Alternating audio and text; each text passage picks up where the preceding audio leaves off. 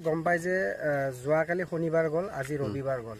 ইতিমধ্যে অসম চৰকাৰে বিভিন্ন ঠাইত গৰু মাংস বন্ধ কৰিছে আৰু বিভিন্ন হোটেলৰ গৰাকীবিলাকক এৰেষ্ট কৰিছে।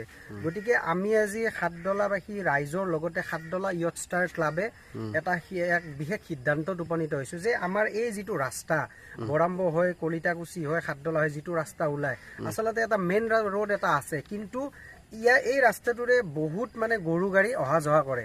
গতিকে আজিৰ পৰা আমি এটা সিদ্ধান্ত লৈছোঁ। গতিকে আমি আমাৰ গাঁৱৰ ৰাইজেও আমি ইয়াতে গৰু মাংস আমি নাখাওঁ, আৰু যিহেতুকে আমাৰ ইয়াতে গৰুৰ বেপাৰী আছিল, তেওঁলোকো আমাৰ লগত আহি কেনে কৈছে যে আমি আৰু কোনো ধৰণৰ গৰু বেপাৰৰ লগত জড়িত নহওঁ, যিহেতুকে চৰকাৰে বন্ধ কৰিছে। গতিকে আমাৰ য়থ ষ্টাৰ ক্লাবৰ এক সিদ্ধান্ত লৈছে, এই যিবোৰ গৰু গাড়ী আহে সেইবোৰ বৈধ নে অবৈধ সেইবোৰ আমাৰ ক্লাবে চাই কেনে আৰক্ষীক খবৰ দিব, আৰু লগতে এই গাড়ীসমূহ এইফালেৰে অহাটো আমি বন্ধ কৰিম। যিহেতুকে চৰকাৰে গৰু মাংস বন্ধ কৰিছে, আমি ক্লাবে এটাই বিচাৰিছোঁ যে গৰু মাংসৰ লগতে বজাৰসমূহ বন্ধ হ'ব লাগে, কাৰণ বজাৰ যেতিয়া বন্ধ হ'ব গৰু মাংস এনেই বন্ধ হ'ব।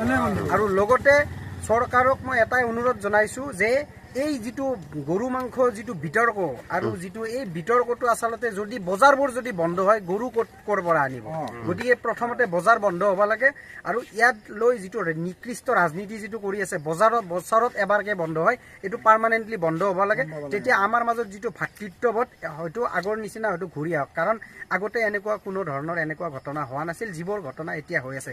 গতিকে আমি সকলো ৰাইজে আজি লগ হৈ পবিত্ৰ মহৰমৰ দিনা এটাই পণ লৈছোঁ যে আমাৰ কাৰণে যদি অইন ধৰ্মৰ মানুহে যাতে কোনো ধৰণৰ যাতে অসুবিধাৰ যাতে সৃষ্টি নহয়, আমি এই সিদ্ধান্তটো লৈছোঁ। গতিকে আমাৰ সিদ্ধান্ত লৈ লগতে আমি মহৰমৰ দিনা, পবিত্ৰ মহৰমৰ দিনা আমি সমূহ ইছলাম ধৰ্মাৱলম্বী লোকসকলক চৰকাৰৰ যিটো সিদ্ধান্ত সেইটোক আমি আদৰণি জনোৱাৰ কাৰণে আমি অনুৰোধ জনাইছোঁ।